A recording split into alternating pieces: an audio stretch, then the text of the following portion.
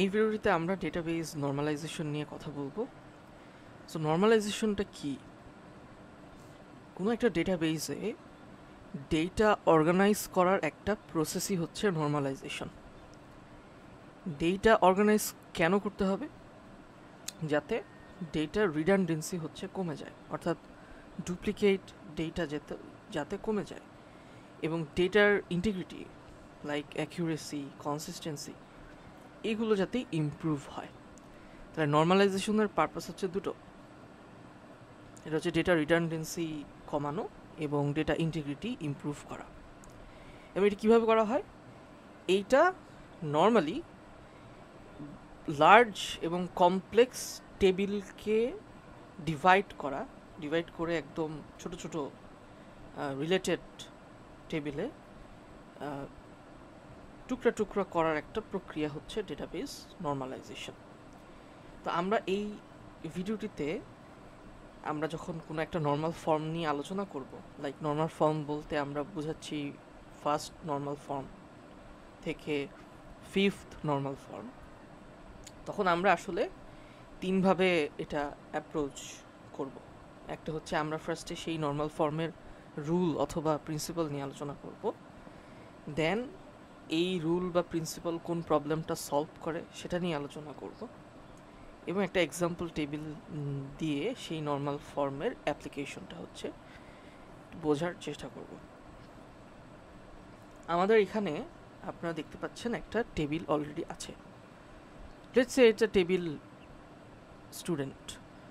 এই টেবিল স্টুডেন্টে আমাদের এখানে 5টা column: student ID, student name, student enrolled, instructor phone.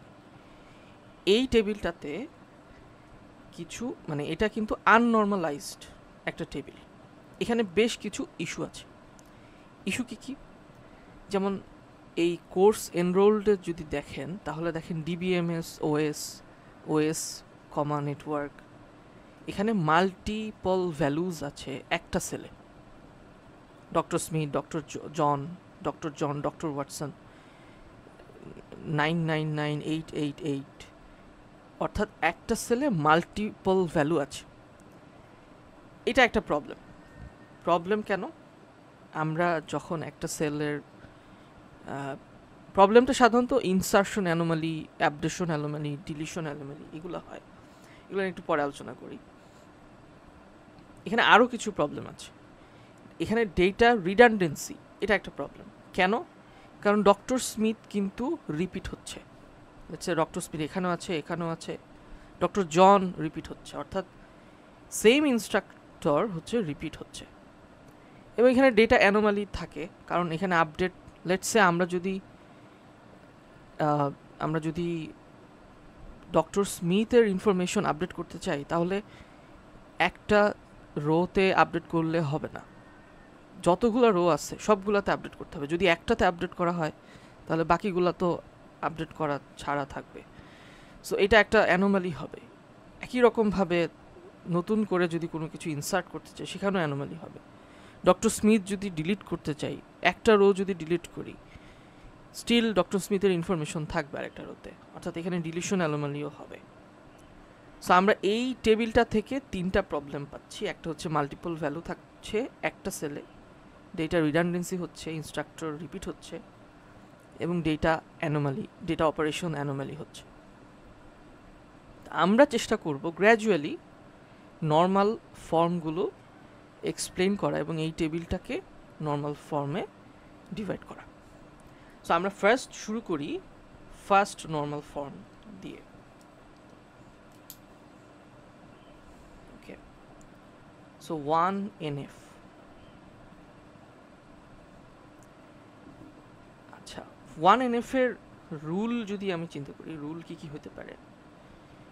এখানে প্রত্যেকটা কলাম অবশ্যই অ্যাটমিক ভ্যালু হতে হবে, অর্থাৎ এখানে কোনো রিপিটিং গ্রুপস অথবা অ্যারে থাকা যাবে না। সো এটা একটু ছোট করে লিখি, each column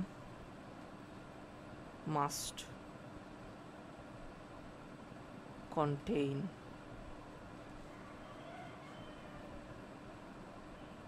atomic values,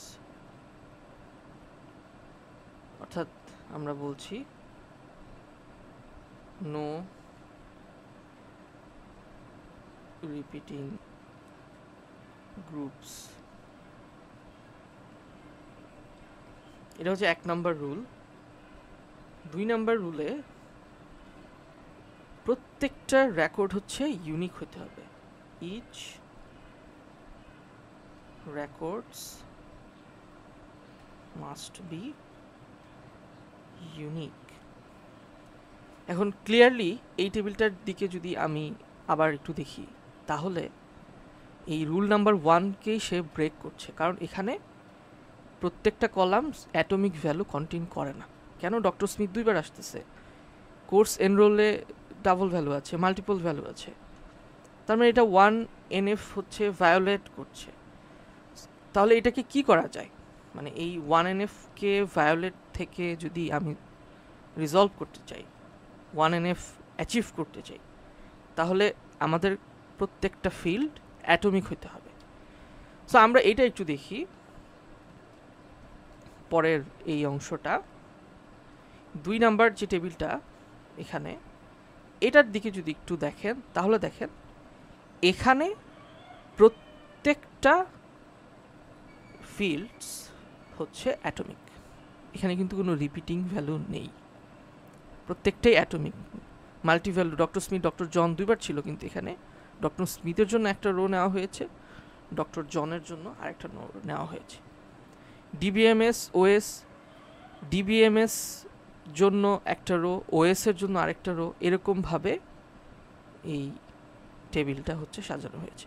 so আমি এখান থেকে বলতে পারি যে এটা 1NF অ্যাচিভ করছে। কেন অ্যাচিভ করছে 1NF?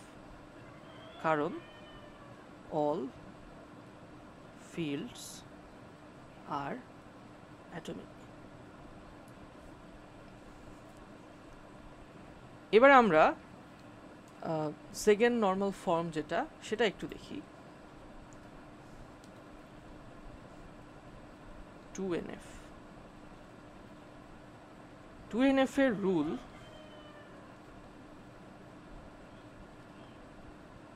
মানে এটা অলরেডি 1NF এ থাকতে হবে, এটা হচ্ছে রুল নাম্বার 1, অর্থাৎ must already be in 1NF। And rule number 2, কোনো পার্শিয়াল ডিপেন্ডেন্সি থাকতে পারবে না। পার্শিয়াল ডিপেন্ডেন্সি থাকতে পারবে না এর মানে হচ্ছে নন কি অ্যাট্রিবিউট। নন কি অ্যাট্রিবিউট বলতে যেই অ্যাট্রিবিউটগুলো প্রাইমারি নয়, সেই অ্যাট্রিবিউটগুলো অবশ্যই হোল প্রাইমারি কিয়ের উপরে নির্ভর করবে। হোল প্রাইমারি কি বলতে অনেক সময় প্রাইমারি কি একাধিক হইতে পারে, তখন সেগুলোকে একত্রে আমরা কম্পোজিট কি বলি। তো লেটস সে আমাদের একটা সিস্টেমে যদি 2টো প্রাইমারি কি থাকে একটা টেবিলে, তাহলে যদি কোনো একটা নন কি অ্যাট্রিবিউট 2টো প্রাইমারি কি এর যে কোনো একটাতে সে নির্ভর করতেছে, আরেকটাতে নির্ভর করতেছে না, এরকম যদি হয়, তাহলে আমি বলতে পারি যে সেখানে পার্শিয়াল ডিপেন্ডেন্সি আছে। কিন্তু 2NF এর নিয়ম হচ্ছে পার্শিয়াল ডিপেন্ডেন্সি থাকতে পারবে না। সো আমরা এটা এইভাবে লিখি, নো পার্শিয়াল ডিপেন্ডেন্সি। অর্থাৎ সম্পর্কে যদি একটু লিখি, নন কি attributes must depend on the whole primary key। তার আগে আমাদের একটু পার্শিয়াল ডিপেন্ডেন্সি নিয়েও আলোচনা করা দরকার। লেটস সে আমরা এই অংশটাতে একটু পার্শিয়াল ডিপেন্ডেন্সি নিয়ে কিছু কথা বলি। পার্শিয়াল ডিপেন্ডেন্সি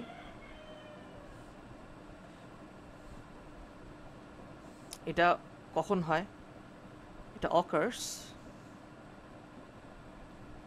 when a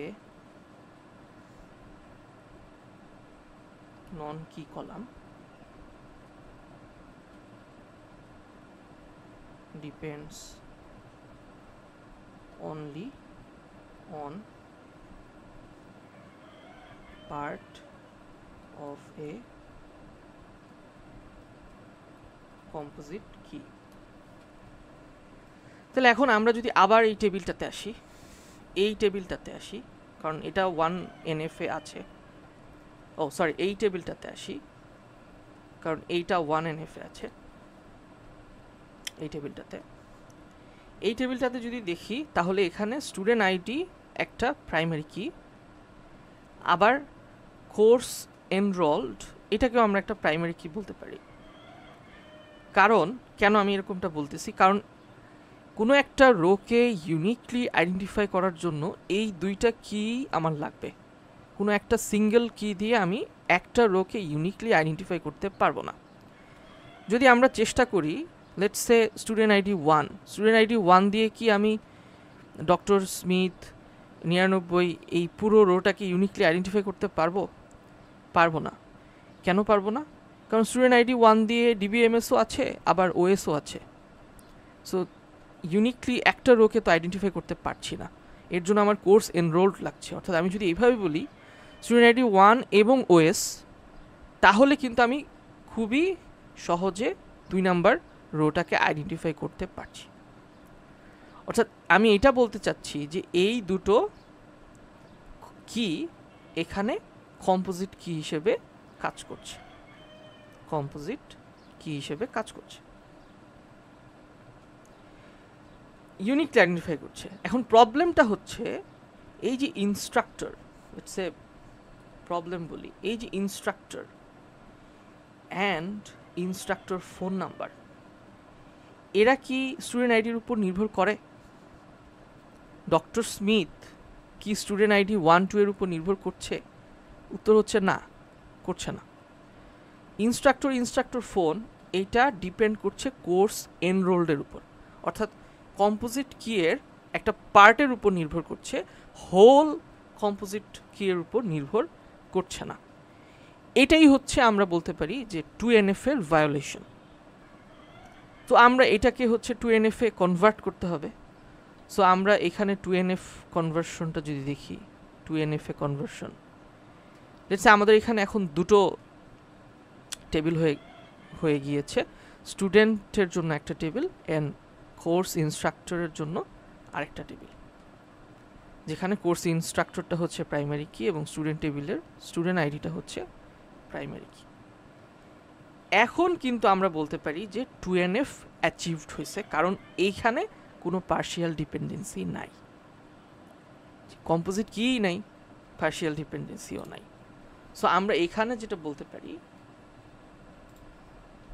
আমরা এখানে বলতে পারি যে 2NF অ্যাচিভড। কেন 2NF অ্যাচিভ? কারণ নো পার্শিয়াল ডিপেন্ডেন্সি। এবার আমরা দেখব যে থার্ড নর্মাল ফর্ম আসলে কি। আচ্ছা, এটা আমরা একটু ইরেজ করে নিই।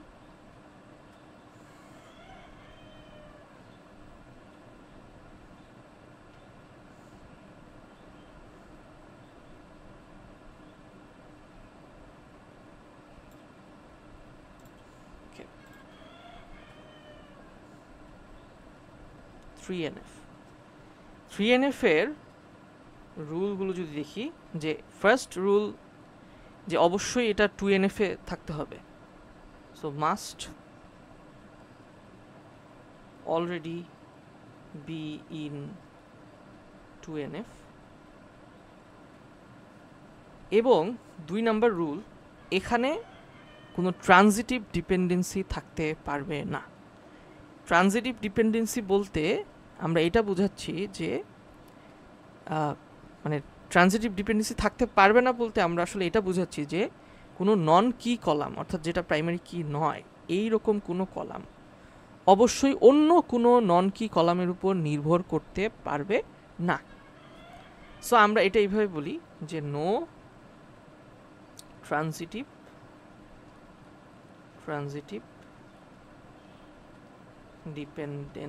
ডিপেন্ডেন্সি। এবং এটার সম্পর্কে যদি কিছু বলি তাহলে নন কি column should not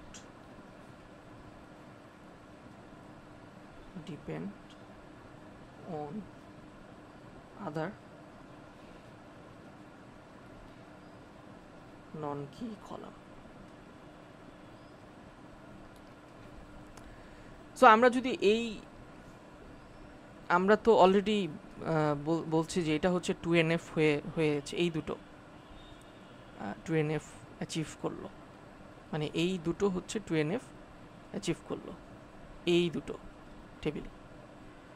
এখন এখানে আমরা যদি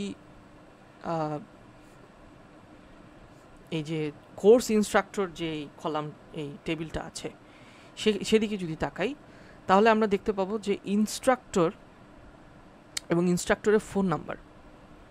আচ্ছা, ইনস্ট্রাক্টরের ফোন নাম্বার কি কোর্স এনরোল্ডের উপর ডিপেন্ড করে? উত্তর হচ্ছে করে না।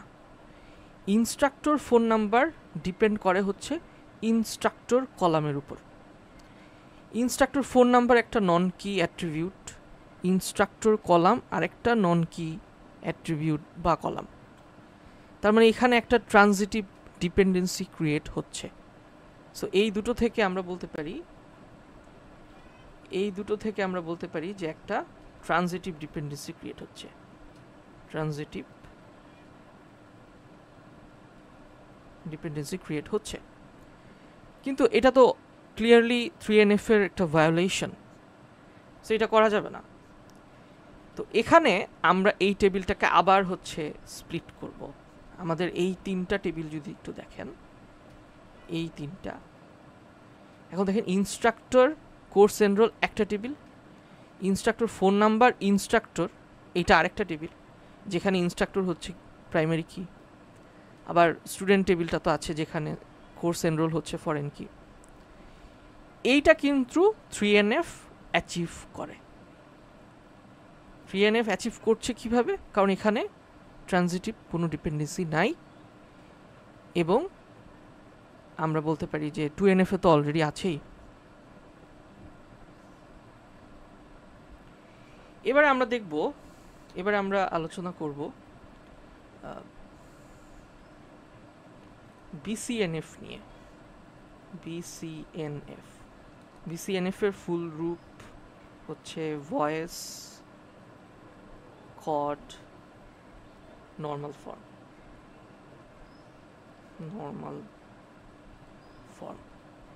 সো এগুলোর রুল কি?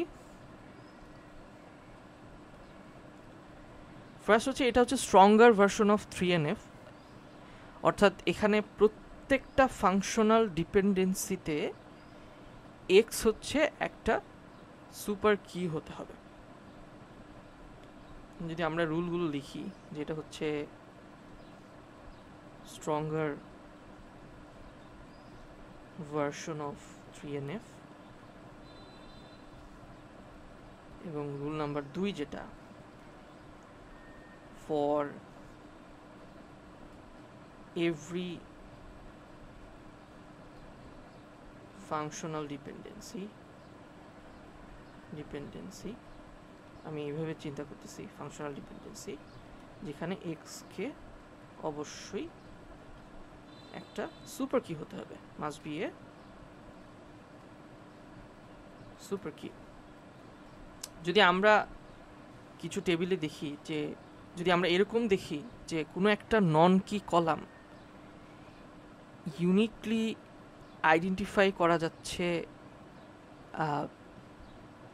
মানে অন্যদেরকে দিয়ে একটা নন কি কলামকে ইউনিকলি আইডেন্টিফাই করা যাচ্ছে, এরকম যদি হয় তখন আমরা বলতে পারি BCNF হচ্ছে ভায়োলেটেড হচ্ছে। আর আমাদের কারেন্ট ডিজাইনে যদি দেখি, এই 3NF যেখানে অ্যাচিভ হয়েছে সেখানে আমি কিন্তু অলরেডি বলতে পারি যে BCNF স্যাটিসফাই হয়। কেন এটা BCNF স্যাটিসফাই হচ্ছে? কারণ কোর্স এনরোলড কিন্তু ইউনিকলি আইডেন্টিফাই করছে ইনস্ট্রাক্টরকে, আবার ইনস্ট্রাক্টর ইউনিকলি আইডেন্টিফাই করছে ইনস্ট্রাক্টর ফোনকে। প্রত্যেকেই আলাদা আলাদা টেবিলের কি হিসেবে কাজ করছে। সো এখানে আসলে ওই সুপার কি হিসেবে কাজ করতেছে আর কি প্রত্যেকটা প্রাইমারি কি। সো আমরা এখানে আসলে বলতে পারি যে এটা BCNFও হচ্ছে অ্যাচিভড করে। এবার আমরা দেখব 4NF বা ফোর্থ নর্মাল ফর্ম এর রুল নাম্বার 1-এ অবশ্যই এটা BCNF এ থাকতে হবে। So must be in BCNF। এবং এখানে রুল নাম্বার 2-তে কোনো মাল্টি ভ্যালিউড ডিপেন্ডেন্সি থাকতে পারবে না। So no multi valued dependency. অর্থাৎ মাল্টি ভ্যালিউড ডিপেন্ডেন্সি বলতে আমরা এটা বুঝাচ্ছি যে যদি লেটস সে আমাদের যদি এরকম থাকতো যে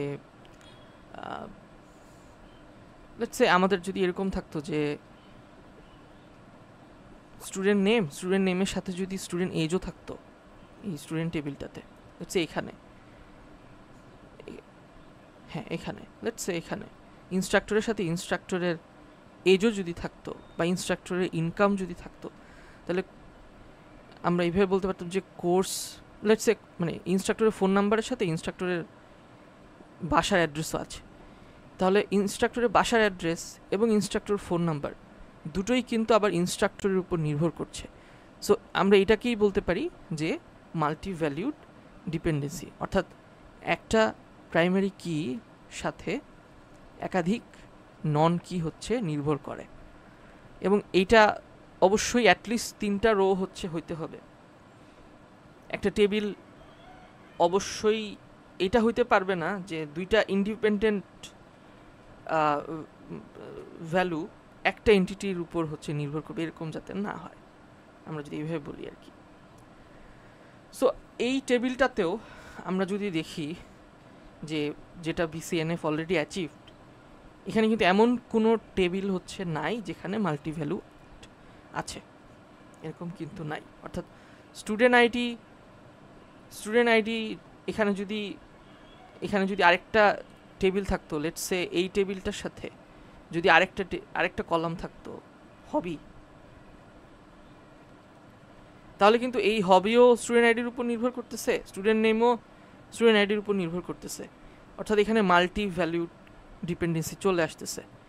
তখন আমি বলতে পারতাম এটা 4NF ভায়োলেট করছে, কিন্তু যেহেতু নাই, সো আমি অলরেডি বলতে পারি যে এটাও অলরেডি 4NF অ্যাচিভড।